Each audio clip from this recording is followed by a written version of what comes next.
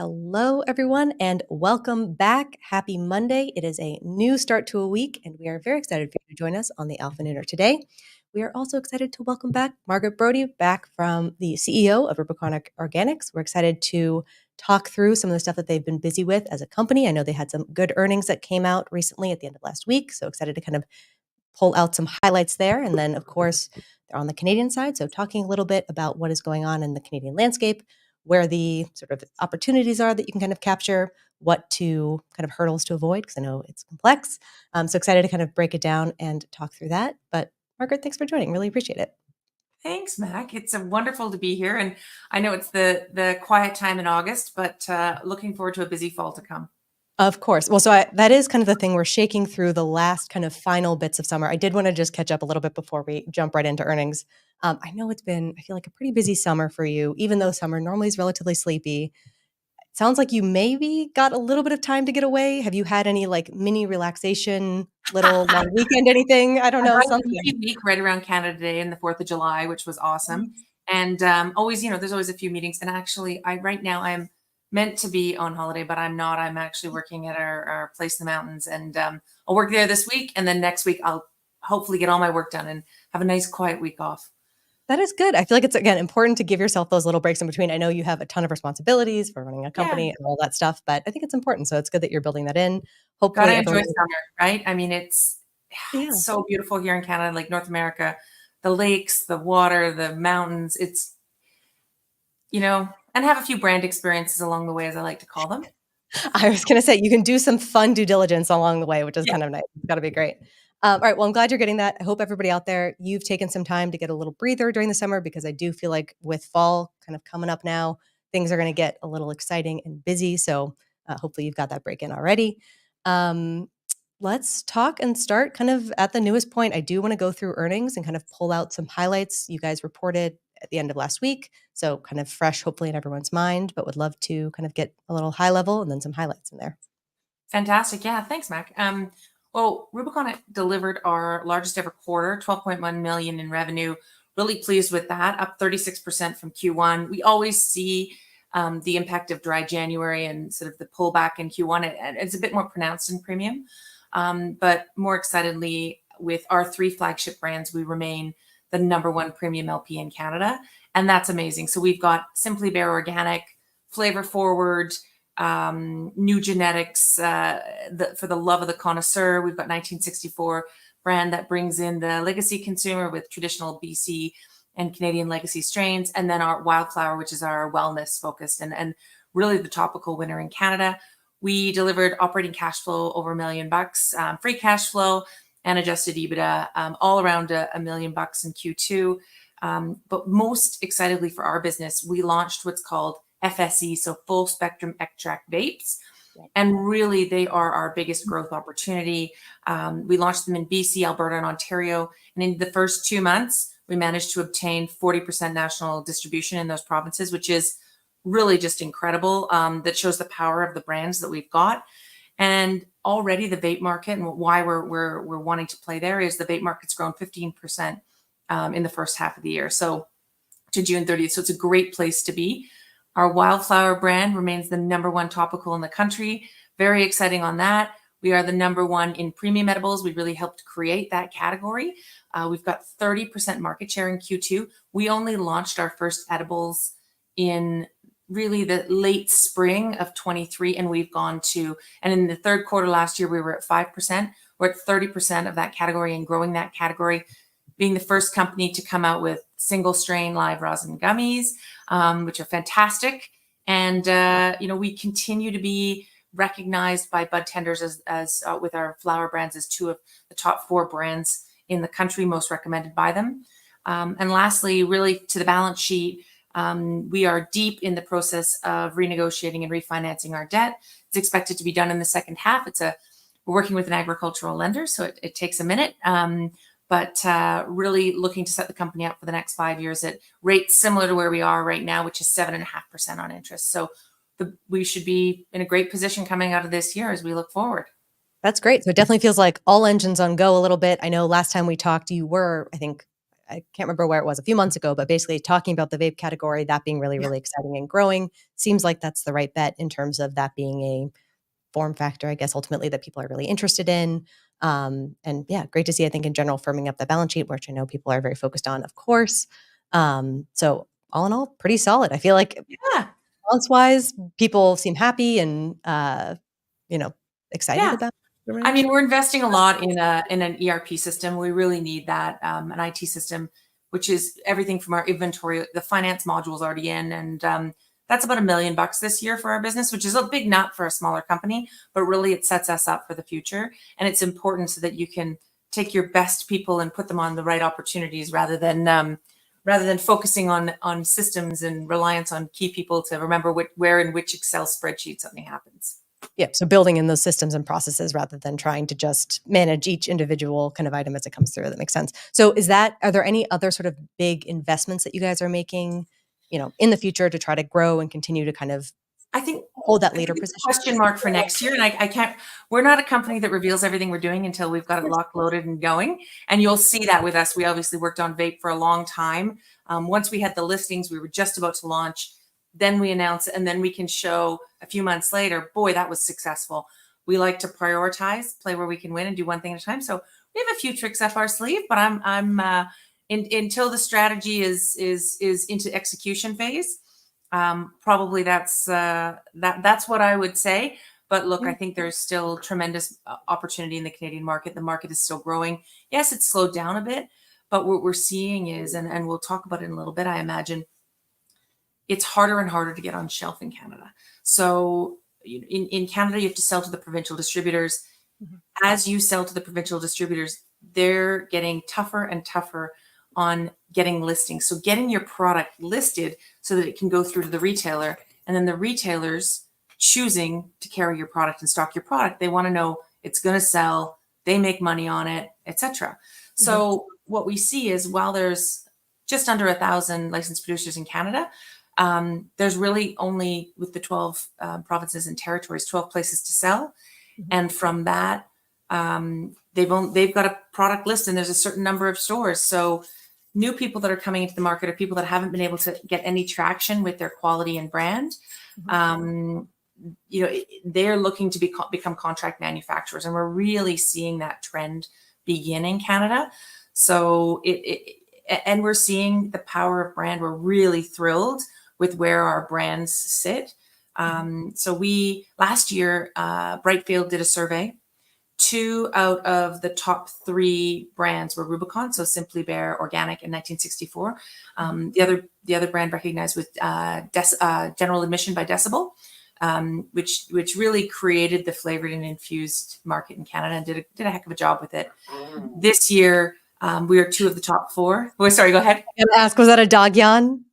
Yes, sorry, that was the dog. So sweet. Again, that's all good.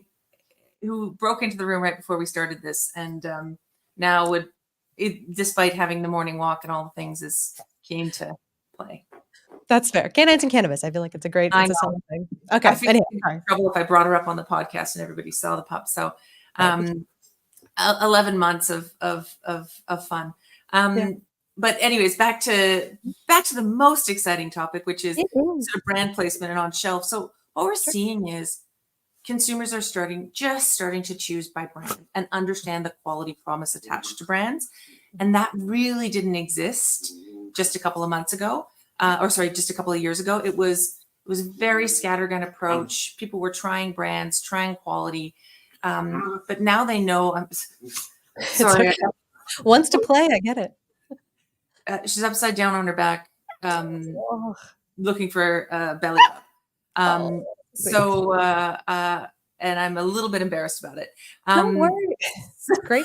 It's great to have a good dog. But okay, so ultimately, right? Welcome to the real world. It's true. But so having a brand, again, most important part, and that's really becoming a value, kind of an not emerging. It always. Well, everything in Canada is behind the counter, and in most of the US stores as well. So you need that recommend. So there's that opportunity for the bud tender to influence. It is the single biggest point of influence to a consumer. So investing in the bud tender and investing in their importance, listening to them, understanding what they're looking for, but we'll help them. So we call our sales team isn't a sales team, it's business education consultants. To us, we want them to be the most educated sales team in Canada so that they can help teach the bud tenders to be even better at their jobs. They can become a source of information, and they are our ambassadors, right? And then our bud tenders become our ambassadors as well. So it's all about quality in every touch point is something we talk about a lot at Rubicon. And it doesn't just start with quality of the input of the cultivation. It's quality all the way down the chain. Anybody you're dealing with in our company, we want them to have that premium experience. Yep, I definitely know that bud tender is, super, super important. Again, the most that normal customers interact with is the bud tender. That's the most important point of contact. Out of curiosity, so here in the US, a lot of the kind of recruits and talent pool tends to come from hospitality, which kind of translates, I think, pretty well into, being a bud tender. Is that also kind of the same in Canada? Any particular pools? I don't know if it is. I think we've tended to have people, we had legacy stores, certainly in British Columbia and in other places. Mm-hmm. I think, there's obviously a large share of people that do that, but it tends to be people that love weed, love cannabis, and love the product. So that comes from all walks of life, and maybe they've chosen to exit other careers. A lot of people came from liquor and the liquor stores across to cannabis, so that's definitely true. Here in Quebec, all of the everybody that works there, they're government-owned stores. They're part of the large government union, so they may have come from another part of because it's attached to alcohol, they may have come from that. Same thing in British Columbia. We have independent stores and we have provincial stores. So it varies there, but I'm sure a lot of people put up their hand and said, I'd love to work in weed, right? So, and it's emerging, it's new, it's exciting, and I'm sure a lot of people like cannabis as well, which totally makes sense. All right, quick pause as well. One, hey, Stevie, great to see you. Two, good reminder, if anyone has any questions, comments, or anything like that, feel free to join the conversation and put them in the chat as well. Just want to make sure that I throw that out there. Let's take a look, maybe again, further at Canada, more kind of trends, what you're seeing that would be important to highlight for people who are kind of looking at the Canadian side of the border. Well, I can say a couple things. One, I've recently joined the board of the Cannabis Council of Canada. So I'm really getting access and listening a lot more to what's out there. And we're seeing Health Canada understanding the administrative burden that they placed on Canadian companies. We like to say that cannabis in Canada, although it's an agricultural product, is really treated like a heart medicine or something. We have all of the steps and security all the way through that level of quality checking, which is wonderful, but in a lot of cases probably a bit overdone. Being the first G8 country to go legal, I think that I understand why the government did that to make sure that they weren't too far outside of a number of treaties. But Health Canada is looking to walk back a number of things in a slow and steady way. So that in June, they announced proposed changes to the regulations. So most of them would reduce administrative burden on the companies, which is fantastic because we're competing with a legacy market that doesn't have any of that administrative burden. So, for example, the way people have to have security clearance, and we always have to have, these are extensive months-long background checks. We have to have people on site, how we destroy waste.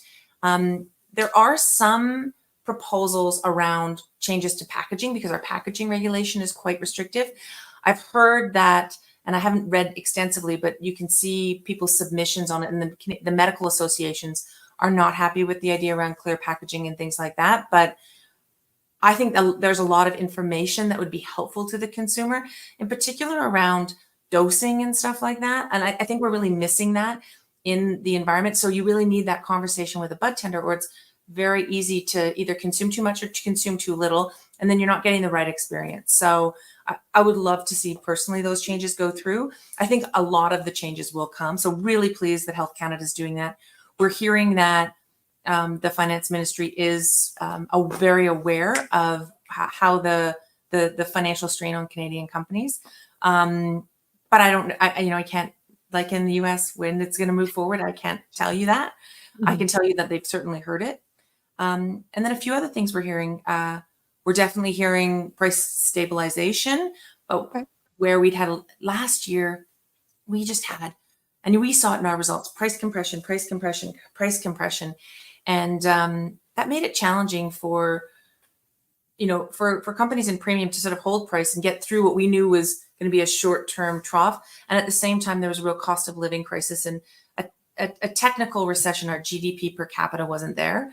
So we really felt that. Now we're seeing on the flip side, people are realizing they can't sell below cost and survive. And a lot of companies in Canada that don't have a route to the shelf in Canada are taking their product and selling it internationally. So that's the next big trend. And I don't know how many of your viewers are aware of what's happening in the international markets, but it is massively heating up. So exports in Canada, I think it was 2020. So it started in 2019, about 8 million. This is in the legal market, of course. 2020, 40 million. 2021, 107 million. 2022, 160 million. And in 2023 was 220.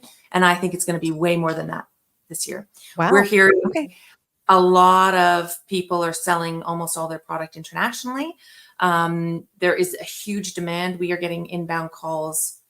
It's any particular countries that are like, gotta have it, Canadian weed? So Australia definitely is high on the list. But I believe Australia will, over the next 3 to 5 years, bring a lot of their own cultivation online.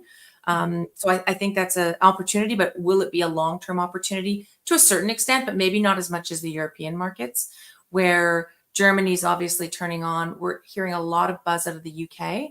And now it will be interesting. How are we competing with some of the African nations that are exporting? Colombia's exporting. But and then Israel has been on the dock, and it has been, it was in the early days, has been the largest country that Canadians are exporting to.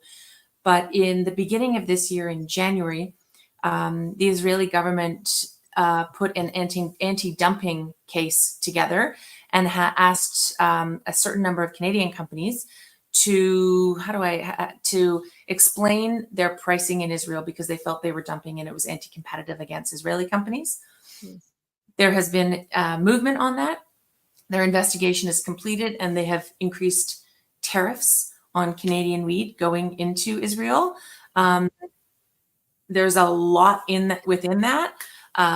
It's interesting, in particular with the timing, and I think people aren't thinking that Israel is necessarily going to be the market they're exporting to, but it is opening up. The international markets are opening up. I think Europe is going to be an unbelievably large market. And there's lots, this is early days in this market. Yeah. Does it help in some ways? I feel like Canada and sort of the European connection. I know, whatever. I have not been having cannabis in the morning, even though it sounds like maybe I have. But that sort of connection, I feel like, are you able to bring over your brands? And if it is kind of if you already have the brands ready, you already have the process down in Canada, and you're able to kind of export that over, even if there is some competition that comes in as these countries kind of come online and figure out their own deal, they're able to be like, when I was first trying cannabis, it was, yours. So I kind of am attached to that and want to keep using that. Is that sort of important there as well? Yeah, I mean, I think it is. I think it depends on if it's through a medical channel or a doctor's writing a script for a specific strain or then yes, that really matters.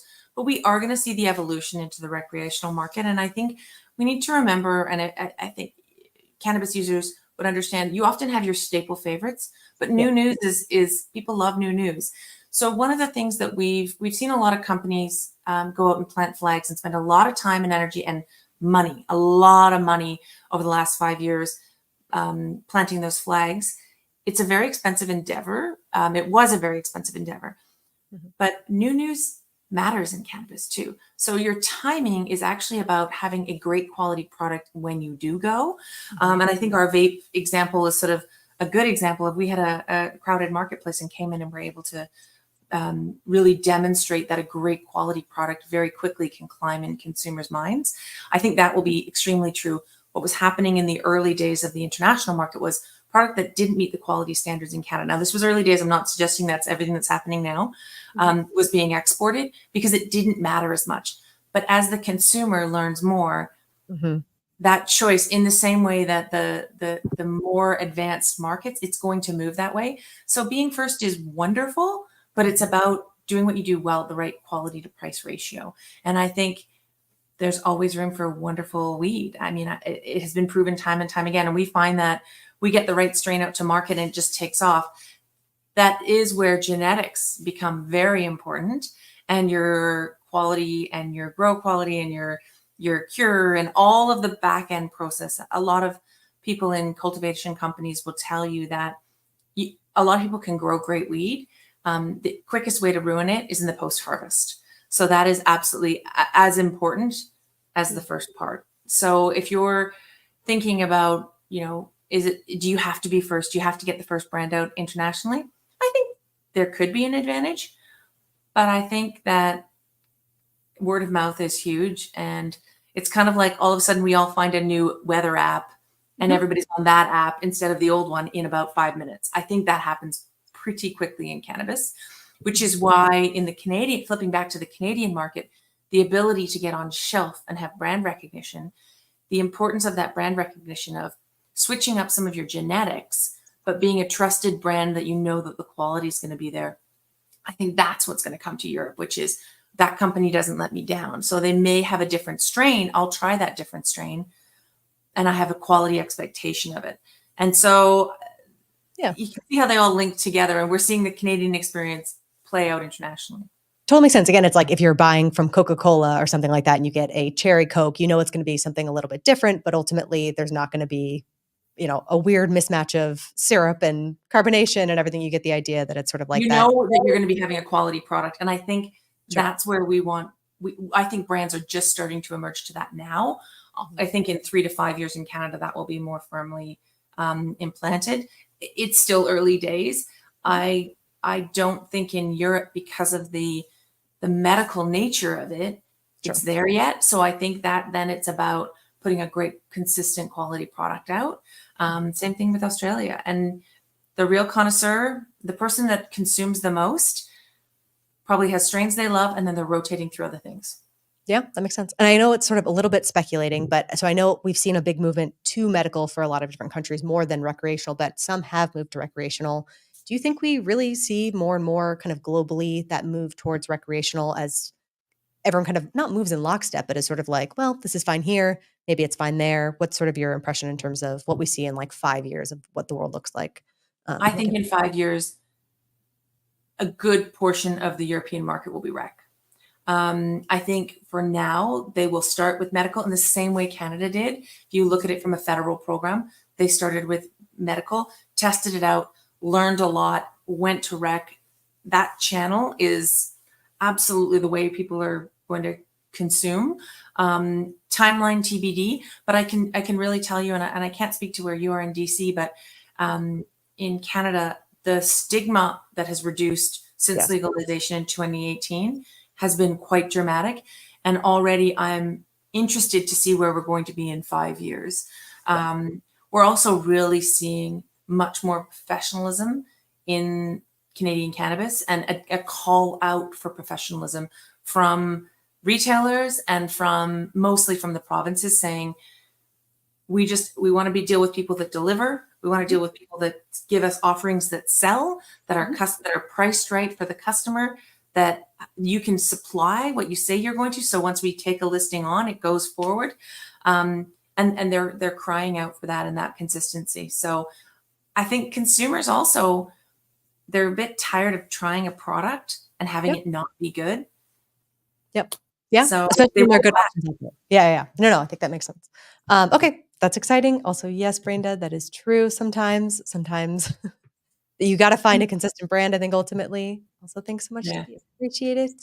All right. Well, then I'd love to take a quick kind of look over. So we've kind of talked about the consumer, what they're expecting, all of that. I know a lot of people are looking at it also from, of course, an investment perspective and, trying to see it as an opportunity for investment. Would love to hear kind of, what the investor view is, I guess, ultimately on the Canadian side. Yeah, look, I think Canadian valuations are in a really tough spot, especially for the smaller operators. I think some really good companies, I'm not going to name all my good competitors, but there are some really good companies and really good teams emerging with the brand promise and the right fit. I think a lot of people are getting their cost base adjusted the way they need to. What do we see from an investor perspective is a lack of interest other than the longs, really. I think that there's going to be a moment in time. There's going to be, in my view, 2 moments that creative investor interest. I think Schedule 3 and movements in the US will have people start to look at overall cannabis again, or potential regulatory change. Those are sort of the two Canadian and US regulatory changes that would really spark the investor move. But the second big thing that I believe will happen is I think there's going to be at some stage in the next 3 years a game changer transaction with big alcohol or tobacco. And we know they're all watching the space. A number of companies obviously got burned in the early days with the investments, but they are investing in it. They're looking at it. Alcohol consumption is down in North America. It's certainly down with millennials and Gen Z. Cannabis consumption is up. And I think that those companies are going to have to pivot. We know they're looking at it. We know it's in their long-term strategic plans. It's going to be a matter of when does that happen? And I don't imagine that will happen until they see companies that they believe have real brand, have real expertise, have emerged that's something that they can either buy and learn from or get a toehold, or that really are established winners. And I think those will be the ones that get picked up across the board. Yeah. Okay. That makes sense. I feel like that tracks incredibly. We have that kind of same story on the US a little bit in terms of kind of marrying up those industries, especially because we have seen a little bit of the inversion of interest from alcohol into cannabis. Again, like you're saying, especially for younger people. Yeah. And again, I think it is one of those things where if you're a tobacco company or if you're an alcohol company and you're looking to kind of get into the industry, it's probably easier to lean on experts who have already been in it, who have those brands, all of those things, rather than try to do it from the beginning, which is fair. Yes, that is true. I think it's one of those things where you can't build your business waiting for things like that. Like, you got to build your business for today's moment, operate, execute, build a great business. And whether it's us getting bigger through buying someone or buying distressed assets or going together with another company or becoming part of something bigger, you never know what your path is going to be. It's going to be all about what's the right thing for the business at the time. And right now, business like ours, the best thing we can do is operate a great business, grow it, establish some moats and boundaries, and get better and better at everything we do. So whether it's intellectual property around cultivation, growing, really learning about genetics, testing. I mean, we at Rubicon do everything through to a tasting panel before we make any changes in whether it's our soil, our lights, our fertility, anything like that. And then we do blind batch tastings with a tasting panel, because something may change and it increases the yield live in the facility and we think it's great, but then the tasting panel goes and tastes it and it doesn't meet the connoisseur quality. The ash burns black or something like that. So it's actually all those data points, collecting them all and making decisions on that basis.